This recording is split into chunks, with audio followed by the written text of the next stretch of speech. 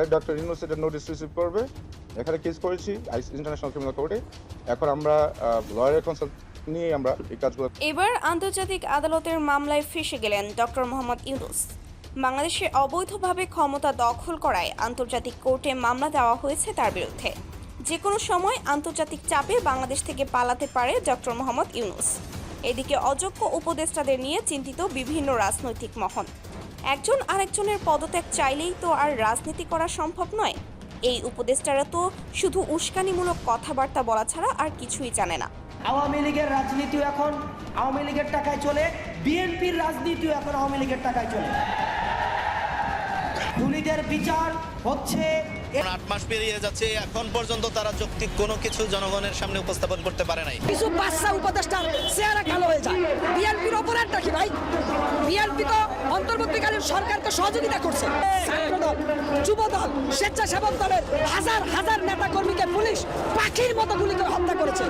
সেই বিএনপি নাকি আওয়ামী লীগকে প্রতিষ্ঠিত করতে চায়, এটা কি শয়তানা বিশ্বাস করবে? দেশ নিয়ে আজকে ষড়যন্ত্র চলছে। আজকে বাংলাদেশের আকাশে শকুনের আনাগোনা বেড়ে গেছে।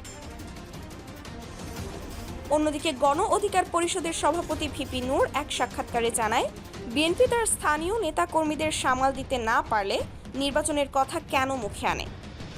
বিএনপি যে ডিসেম্বরে নির্বাচন চায়, গণ অধিকার ব্যতীত কোন রাজনৈতিক দল বিএনপির সাথে এভাবে শক্তভাবে ডিসেম্বরে নির্বাচনের পক্ষে জোরালো জনমত দেয়নি। আমি তো এই চর অঞ্চল থেকে নেতা হই নাই, আমি কোনো রাজনৈতিক দলের পাঁচটি নেতা হই নাই। তো আমার প্রশ্ন বিএনপির শীর্ষ নেতৃত্বকে, যে আপনাদেরকে বৃদ্ধাঙ্গুলি দেখাতে পারে নির্বাহী কমিটির একজন সদস্য, এইটা যদি আপনারা নিয়ন্ত্রণ করতে না পারেন, আপনারা রাষ্ট্র পরিচালনা কিভাবে করবেন আগামী যদি সরকার গঠন করেন?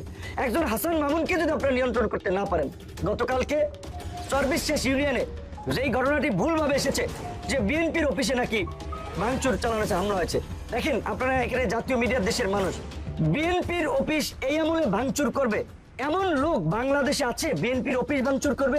নাই। কারণ দুইটা বড় রাজনৈতিক দল ছিল, আওয়ামী লীগ এবং বিএনপি। আওয়ামী লীগের পতন হয়েছে, আওয়ামী লীগ দেশ থেকে পালিয়ে গেছে, এখন আছে বিএনপি। সেখানে বিএনপির অফিসে ভাঙচুর করবে, এটা তো কল্পনাও করা যায় না। আজকে আপনারা দেখেছেন, বলতে গেলে যে বিএনপি যে ডিসেম্বরে নির্বাচন চায়, গণ অধিকার ব্যতীত কোন রাজনৈতিক দল বিএনপির সাথে এভাবে শক্তভাবে ডিসেম্বরে নির্বাচনের পক্ষে। যেই সরকারি ক্ষমতায় আসুক না কেন, গণ অধিকার পরিষদকে দরকার।